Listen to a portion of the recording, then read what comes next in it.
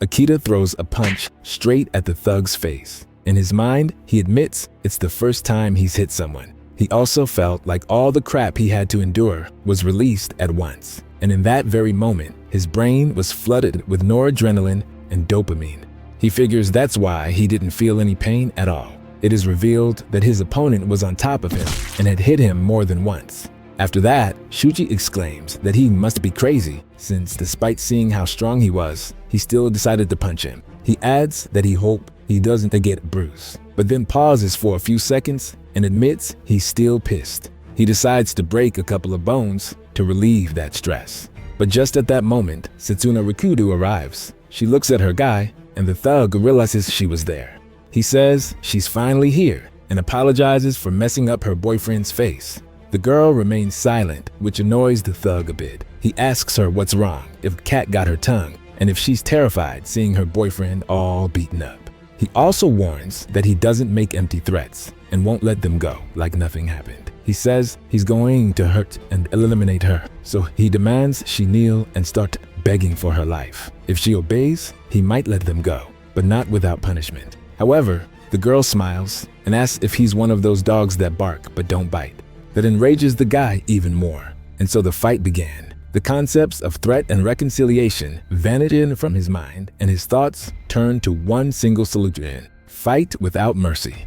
He watches her cautiously, remembering she single-handedly took down all his men. Some said she used some kind of martial art. She might be a girl, but he can't let his guard down. He reluctantly admits to himself that he has to be careful. Shuji hesitated for a moment and raised his fists. Meanwhile, Satsuna launched her attack. Every strike was calculated and precise. After multiple hits, she grabbed her opponent's head and slammed his face into her knee. It was a perfect combo, executed as naturally as breathing. However, Rikudo didn't expect one thing: that this whole fight was going exactly as Shuji had planned. He had no clue about martial arts, but due to the nature of his job, he had gained vast experience in hand-to-hand combat, which had led him to victory more than once.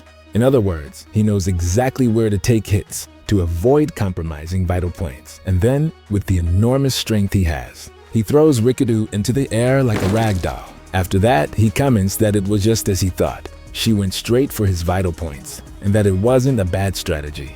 But he warns her she can't expect to win a fight with such a simple mindset. That's why he's going to show her what brute strength is, and that it's the only thing that matters in a fight.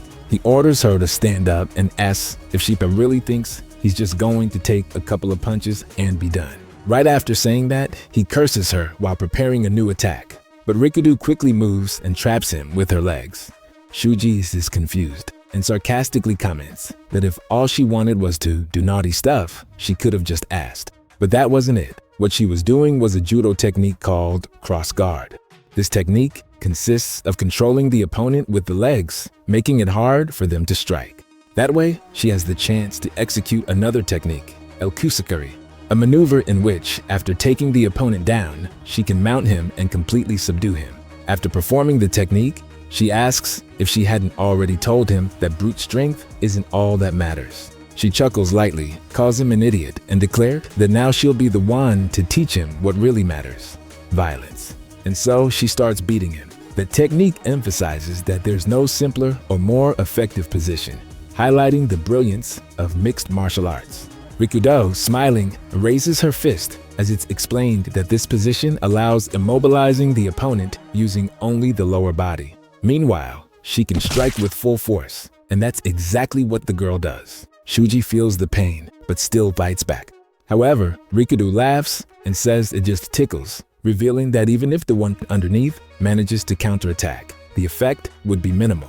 The attack continues. Though her opponent struggles to break free from the mount, Rikudo keeps her balance, shifting her weight forward and backward with precision as she keeps hitting him. Of course, there are ways to escape the mount position, but they only work if executed properly by the one who's mastered them. Because if the person trying to escape has no practice or even basic knowledge, what can they do while their face is getting pummeled the moment they feel to break free? Thus, the mount position is a prison of fists with no way out. Shuji reflects. She's destroying him. He has to get out. He must use all his strength to do it. He believes he still has energy left, and if he uses it, he can do anything. He remembers how girls used to mock him. That frustration led him to the gym. As he grew stronger, he became more popular. Strength saved him.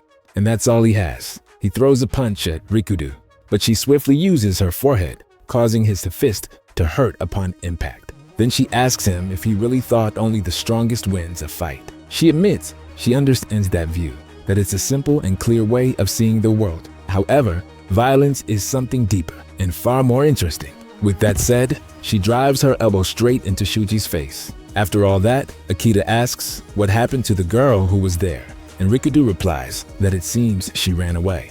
Immediately after, the boy sees Shuji's face and wonders if he's still alive. His companion says he seems pretty used to getting hit, so he'll be fine, probably. Then she asks Akita if he feels okay and if he wants to go to the hospital.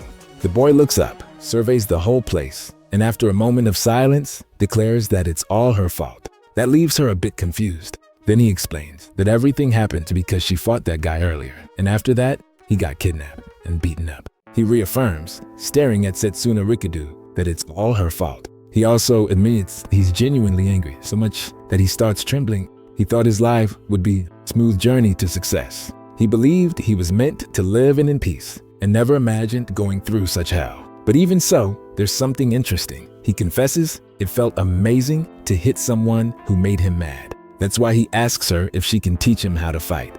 Rikudu asks why, and Akita replies it's obvious. That way, he'll be able to hit her someday. She hugs him, smiles, and tells her dear Akita that yes, she'll teach him, and welcomes him to the world of violence. After that day, two young men talk about a rumor related to a tsujigiri, something samurai used to do to test the sharpness of their sword. One of them, upon hearing that, asks if his friend knows what year they're in, to which the other responds that he's serious. He adds that apparently there's a guy going around picking random fights for no reason. The other one doubts it, asking if he's really doing that. But either way, he says he doesn't care. If that idiot comes near him, he'll knock him out. His friend asks if he's been going to the gym because he looks bigger. Then someone else interrupts, asking if they don't think the night is beautiful. It is immediately revealed to be Akita, who looks at them and asks if they want to fight him. Many thanks to the channel members, Raphaeltron, Sweet Tea, and Ankit Gameplay for their valuable support to this project. That said, see you in the next video.